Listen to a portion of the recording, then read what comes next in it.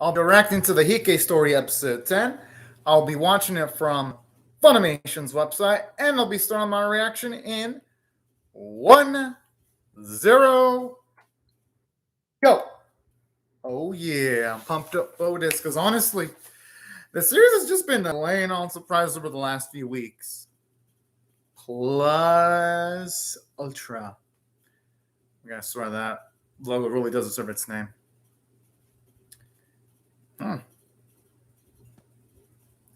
Looks like absolute destruction. Oh, yeah, looks like absolute destruction, devastation. Jeez. That's the thing, sad thing about life, though. Everything does come to an end eventually. I mean, not everything is internal. And well, no, pretty much almost nothing in life is internal.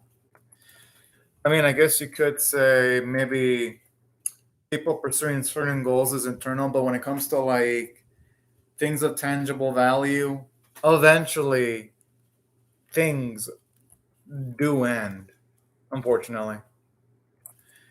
But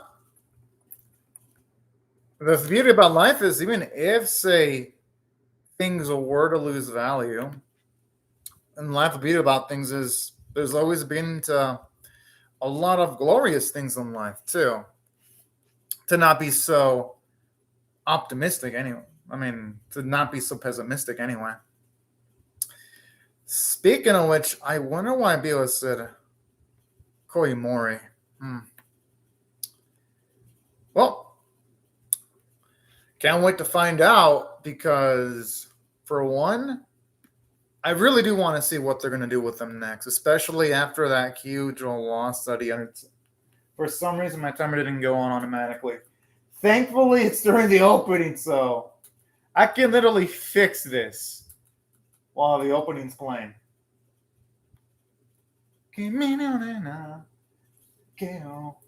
That's where the opening kicks so much dang ass. There you go.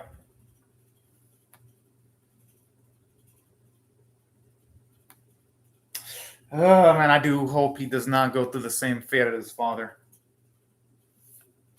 Aw, voices are looking adorable. And I synced it up the timer with my video. But yeah, you know what? Over the last few episodes, they have been rushing things now because I would have loved to have seen Koimori meet the woman of his life, actually fall in love, and all that kind of jazz. I feel like usual, they went a little bit too quick.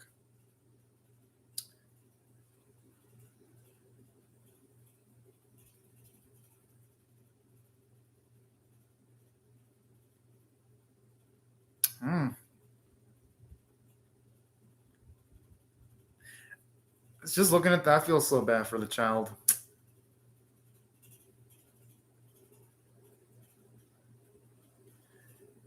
Honestly, even if they return the treasures, who knows if that's going to even guarantee anything?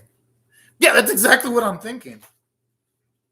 Especially since they're not in a position of power, too.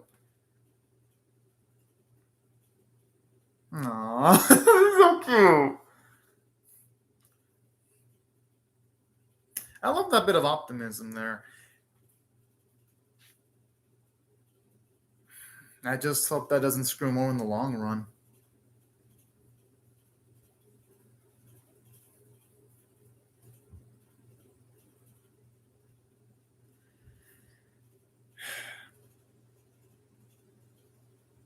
I mean, who wouldn't be in this position? I know Sakamura's trying to comfort his brother, but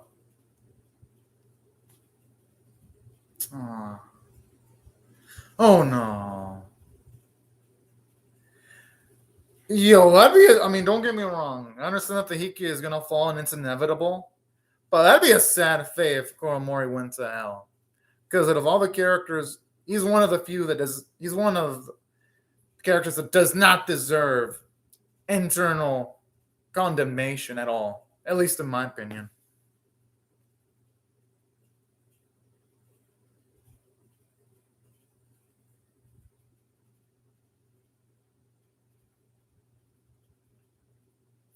Again, it feels a little bit too abrupt. This is what I'm talking about, y'all. It feels a little bit too abrupt.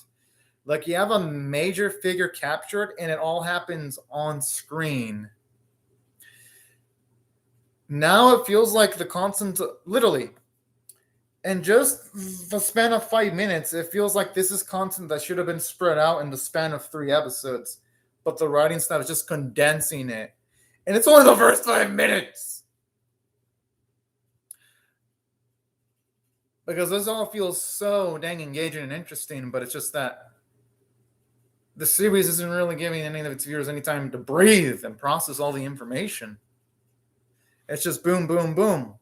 Plot point, just rushing to get to the next plot point. Now it's starting to feel like a lot of the anime that have aired this season that have been one core that don't have any sense of planning, which is what I was afraid of when I was reacting to the previous episode too.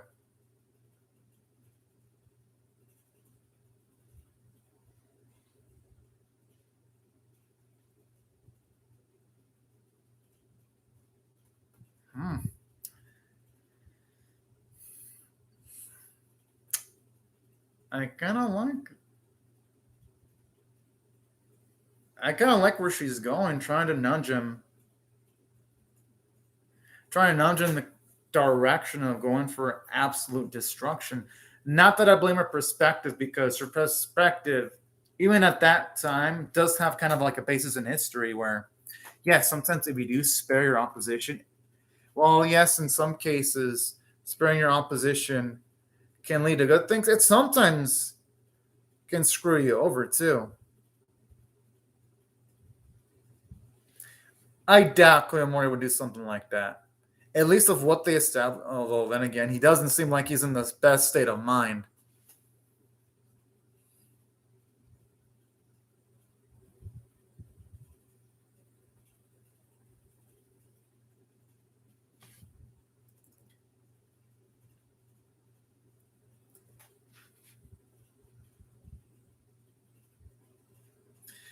I'm assuming Toko's not saying anything because she knows. Oh, yeah. Considering she wasn't saying anything, I had a feeling she wasn't going to have any comforting words.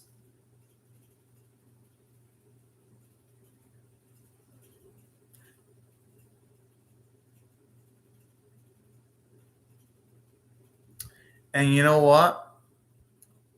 She has her priorities in the right place, because at this point, there's no saving the Heike, so you might as well at least try to spare the child. Well, she might as well spare the child that she brought into the world.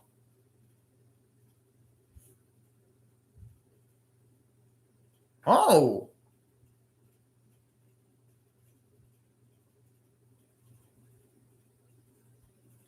But that's in the past tense now.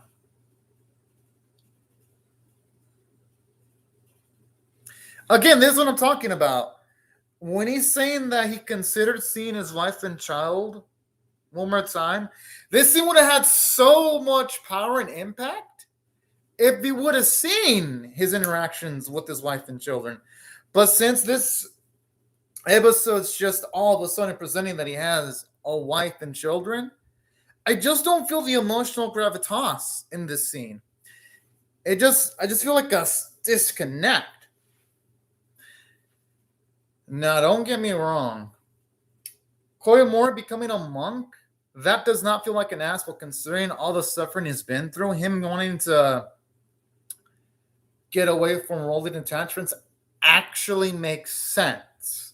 I'm just saying that this scene could have had much more emotional weight if this series would have just taken its time to slow things down earlier. I mean, I know it sounds like I'm complaining, but I called out other anime in the past for doing similar things, so I have to call this one out too. I can't just critique other anime for doing the same thing, then just give this one a pass because I enjoy this series. I'd be a hypocrite. A damn shame that the series is just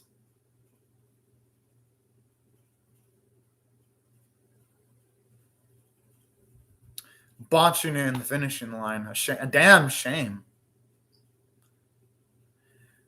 There's no way anyone can stare me in the face, anyone that's watched the series, and tell me, Anime Caveman, this series was old pace. Oh, okay. Okay. You know what? I'll take it. I'll take this. Okay, this series it knows how to pull on my heartstrings. At least she got to.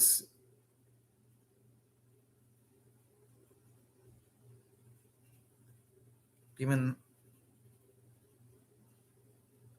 I don't think that would have been an option. They would have constantly been going after him.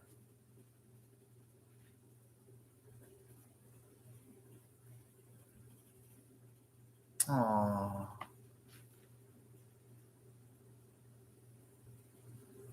Oh. And I'm glad someone told Beela that. Considering the series always talks about Beela always being sort of like a tomboy, it's always nice to see when someone does emphasize Beela's beauty there.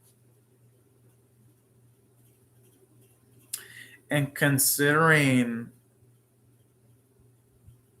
oh, and I kind of like this too. It has the message of even if someone were to pass away, if they at the very least lived an earnest life despite going through failure, their legacy can still live on, sort of like in a way, multiple years later, and it's not all for naught. Kind of like the subtle message there.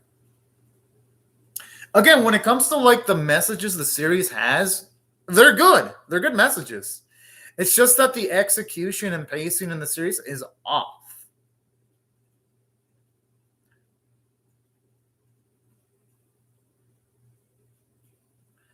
But in saying that, this scene with Koimori is really good, though.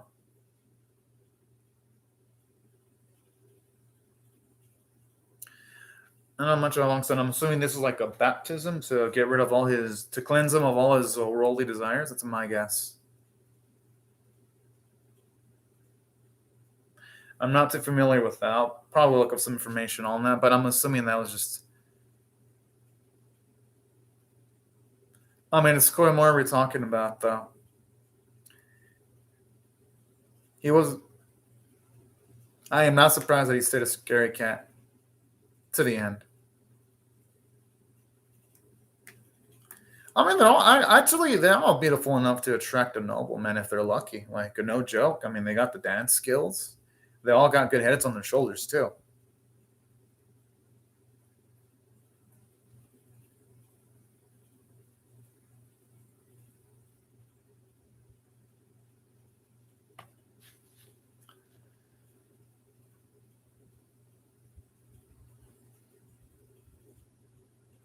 I'm assuming they're not going too good. Oh, wait, I'm surprised.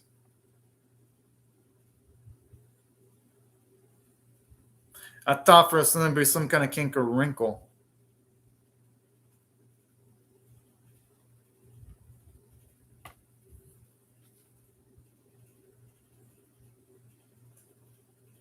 Kind of sounds like Yuki Kaji's voice. Because he sounds a little bit like Eren from Shingeki no Kyojin and sounds like Hinkel from Dragon Quest Adventure. Yo! Oh! I think I called it. I did say earlier that one of these dancers would be beautiful and skilled enough to attract noblemen. I just didn't think it happened in this fashion, though. Good honor. And I wouldn't mind even one of the background characters at least having a happy send off. All things considered.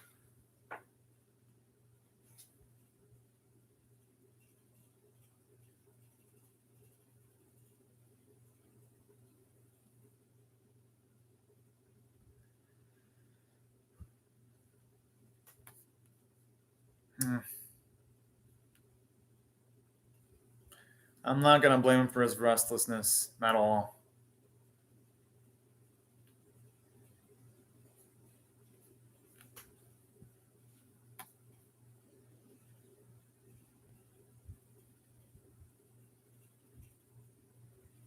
Huh.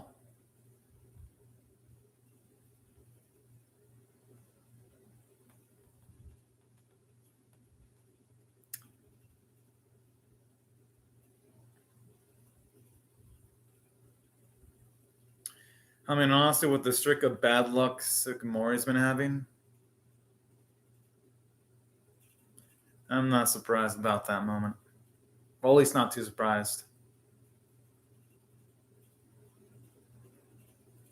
If only life were kind of similar to that song where you were just born to play.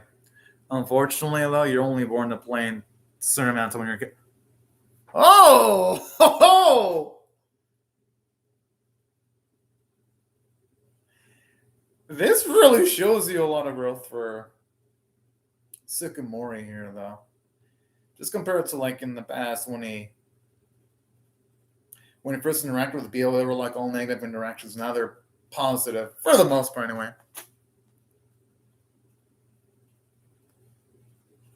But he's looking back because he's super concerned about Biwa, though. Oh,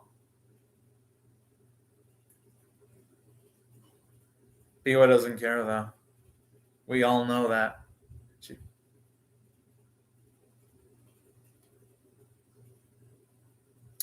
Yo, I love that conviction there. The thing is, it's a necessary job, though.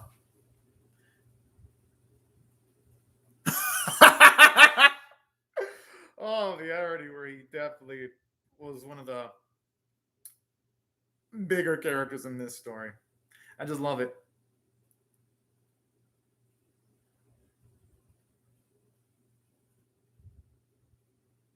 I love that how he reflects on the perspective he had as a kid there.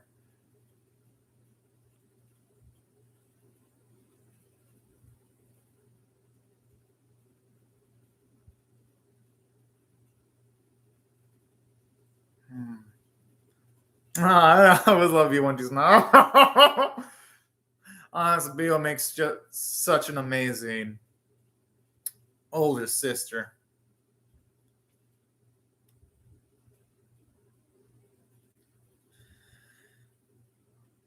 It's a shame that she can't share much more positive news regarding her own mother, though.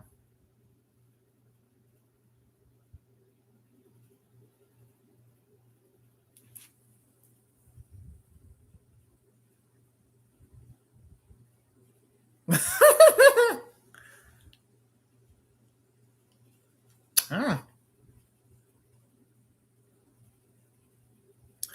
I like that cute little bit with Toko's child and the cat there. It adds a lot of levity.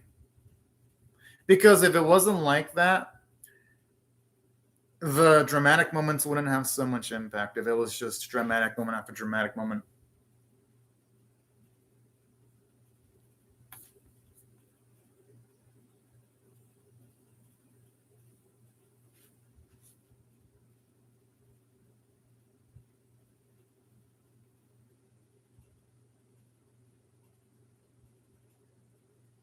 I just hope these girls don't jinx her, though, in saying that.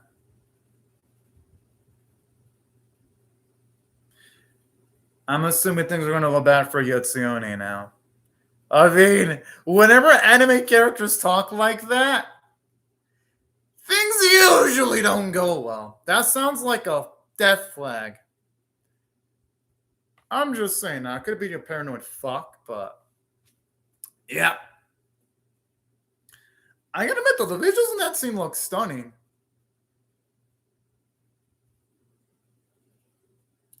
I'm kind of glad for this.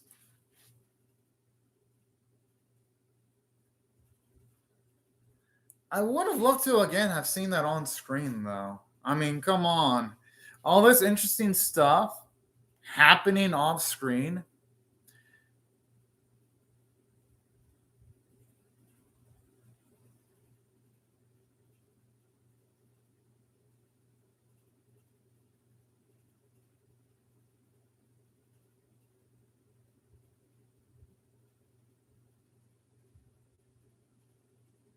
Damn, what a badass.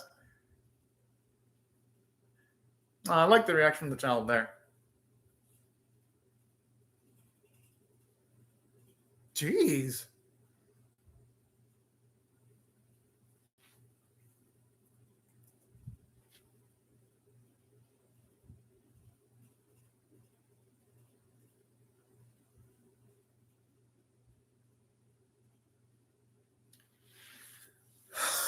Talk about savage.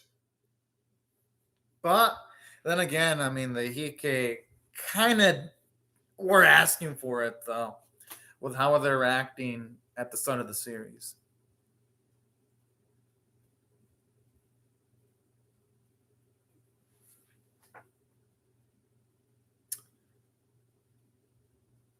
Hmm. Gotta admit, the music playing here in this scene is damn good.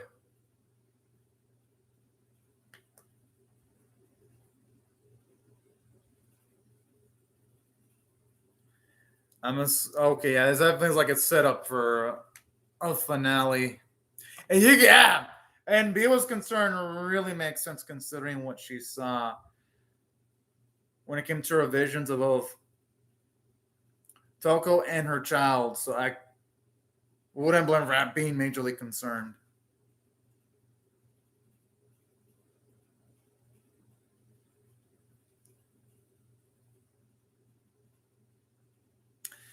I gotta admit, this feels intense. I just wish there had been more build up to this specific moment, though. Oh, it's over? All right. I'm gonna be honest. There were things I liked about the episode, and there are things that I didn't like, though. Y'all already know what I didn't like, though. I don't even think I have to say it. It was just to shit, but there was good. But the thing is, though, now the weaknesses of the I see Silver Lakes in the credit, so I'm guessing they provided some animation. I've seen Studio Boss. Oh, Saigon Pictures Studio. Okay, that explains the animation quality being good because those are some pretty damn good studios. I just wish they translated like all the credits though, just to get a full grasp on like the specific key animators. Because as much as the script in this episode rushed things, the animation quality was definitely not a weakness at all this week. It was actually an asset. From like the scenes of like the flaming arrows looked beautiful. So as the reaction of Neko towards the lady with the beard with the white hair playing at the end of the episode. Towards those bits when you had Sukumori and Biwa talking, like the episode just popped visually. So from a visual standpoint, perfection. And the artwork was absolutely beautiful too. Same with the voice acting and the music. It was a damn good. But now that I've mentioned all the technical aspects, let me go on to the negative because where do I start? All right, this is where I'm going to start. Koyomori getting rid of his worldly attachments. I just didn't feel as much emotion as felt I should have because it's like, for one, they never bothered to show his dynamic with this family. And for all of y'all saying, well, Anime Cave, man, Koyomori isn't the most important character in the series. Well, you know who wasn't the most important character of the series? Shigemori, yet with him, in just the span of a few episodes early on in the series, they established the dynamic that Shigemori had with his family. Every action he did in the start of the series felt well paced. That felt like the series gave him enough feast to where I'm like, okay, he's an extremely great character and respectable, so that when he passed away, I teared up because I actually gave a shit. The series took its time to make me give a shit. In contrast with Koyomori, we go from, let's see, a few episodes ago.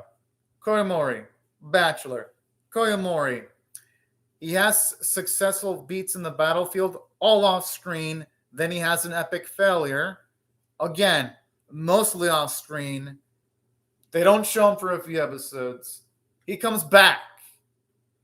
And then he becomes a monk. And then all of a sudden the series is like, oh yeah, he had a family. And I'm like, bro, that's going a little bit too fast at this point. And that's what really peeved me about this episode, because it's like, if they would have just taken the time to build him up, his dynamic with his family, I'd have been like, okay, this would have been impressive. But no, it didn't do that. So when it came time for him to become a monk, while it was a good scene, it wasn't an exceptional scene, unfortunately. Now, it might have been an exceptional scene in the book, But the thing is, though, I am reviewing the book. I'm reviewing the episode. So that's one of my issues. And there's another issue that I found with this episode, too. It's leading to this grandiose climax, but it's like making it feel epic without really doing much of a great job of building up the opposing force. It's like the series, they're trying to emphasize the fact that the opposing force that the Bila has to go up against is epic, grandiose, and all that kind of jazz. But the thing is, we don't see them cause chaos on screen. And every single time they do something, it's like they narrate that, oh yeah, they did this. They did this. But I'm like, well, shit. I would have loved to have seen what they did on screen. But no. The episode, it just rushed things. Like it's been doing pretty much after episode 4. This series has been on like fucking overdrive. And it's been freaking annoying. And that's a damn shame because I felt like if the series would have just bothered just even a little bit building up the side of Yoshitsune's shit, I have trouble pronouncing the name. Yoshitsune's warriors, then this climax of the building towards would have felt more grandiose. And I'm like, okay, shit. These Yotsune warriors are epic. They feel larger than life. But no, since this series just doesn't bother showing much of their feats on screen, and they just mention their accomplishments on off screen, I'm like, why should I care if you can even tell the writers don't care about the opposing forces? And that's my issue with this series. It's like it has good main characters, but the thing is, though, the main characters are only as good as the adversity that they put up against. But the issue is, a lot of this shit just happens off screen. And it's a damn shame because, again, I enjoyed the first few episodes of the series. And that's my issue with the pacing of the episode. It's just going damn too quick right now. And it's a damn shame because I feel like if they would have just expanded the content of this episode into like 3 or 4 episodes, then I feel like that content could have been absolutely amazing to see, to witness. But no. It seems like that's not going to be the case. And it's a damn shame. So that's my issues with the episode. Now, in saying that, it did well from a character standpoint. I love that bit where Bila has the conviction of wanting to see things through. And she visits Sukimori and she wants to be with the Heike, even though it's a potential danger to herself. I like that because at the very least, it shows her bravery. And 2, I actually love how you have Sukimori have a commentary on himself where he did botch it up when he was a kid and he admits it straight up. And I love how he's self-aware about that.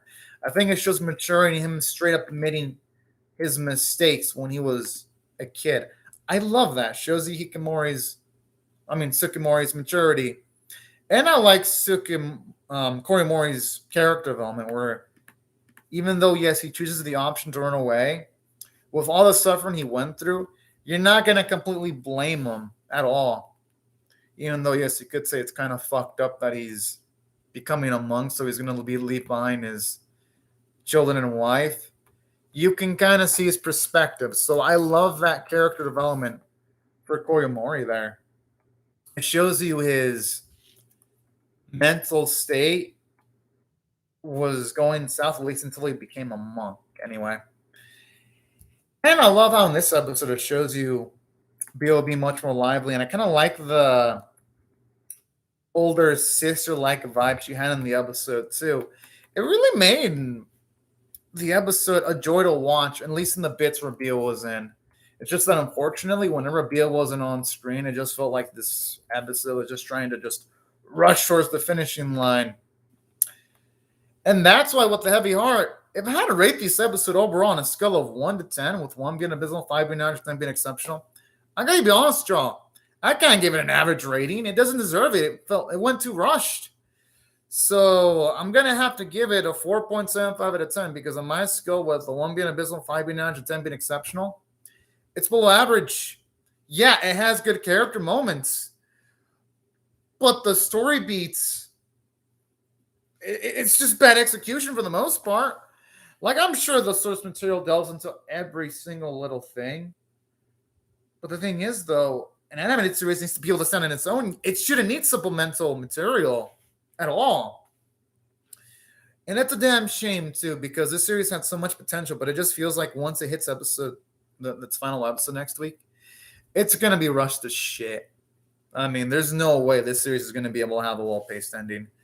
And saying that, though, the optimist in me is going to be like, thinking, oh, maybe there'll be a chance for episode 11 to be exceptionally paced. I fucking doubt it at this point, but you know what?